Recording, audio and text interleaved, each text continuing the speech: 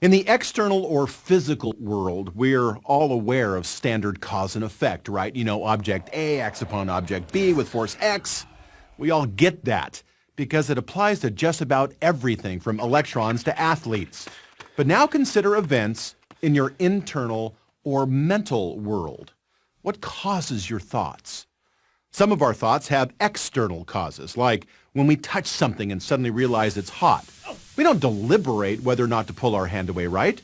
Our brain has already fired the instruction to do so, involuntarily.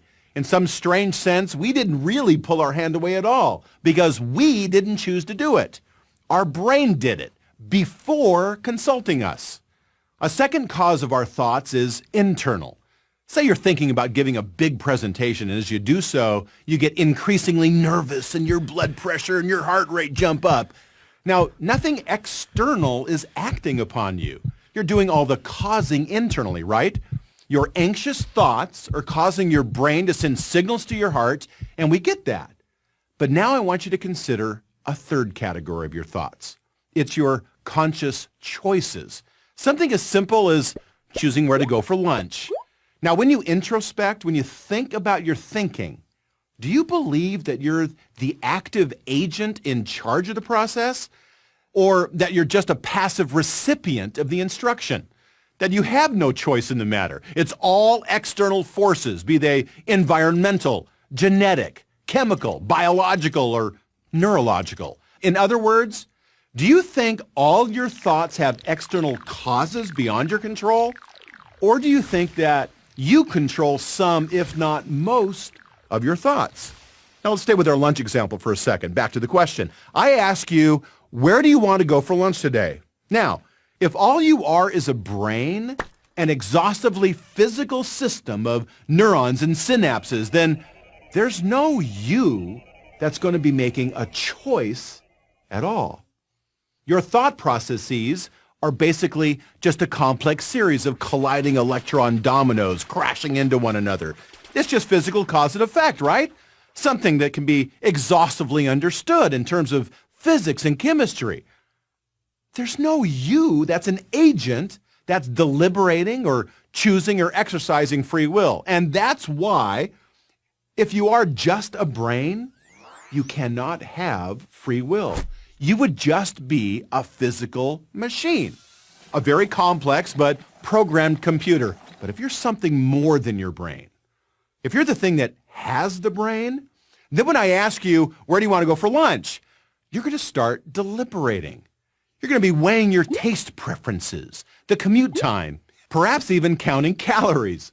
You'd be weighing various reasons to choose one place over another. You wouldn't be caused to think about any of these things. You would choose to think about these things, and you could stop anytime you wanted to.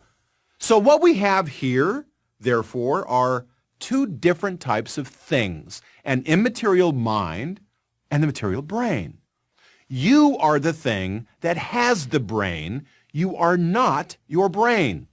Now look, even if you were the world's foremost brain expert and you knew what was happening with every electron in someone's brain at a specific particular moment, you still wouldn't have a clue about what's going on inside that person's mind. Surgeons can have access to my brain, but only I have access to my mind. This is what makes you human and not a machine. Psychology, the study of the mind, is not reducible to physics and biology and chemistry. Yet, there are many materialists, people who believe that physical matter is all that exists, that the only reality, including every thought, every feeling, every mind, every will, all of this is totally explained in terms of matter in motion, simply physical phenomena. These materialists believe that we're no more than robots and that free will is an illusion, a myth. Now, why do they believe this? Because they understand that the moment they acknowledge that free will exists, that there really is an immaterial you beyond the physical realm, that there really is a mind, not just a brain, then there has to be something non-physical that accounts for our non-physical minds. Now, when you exercise your free will and you choose to think about all of this, you're going to probably reason just like I did, that there's a great mind that accounts for the origin of your mind.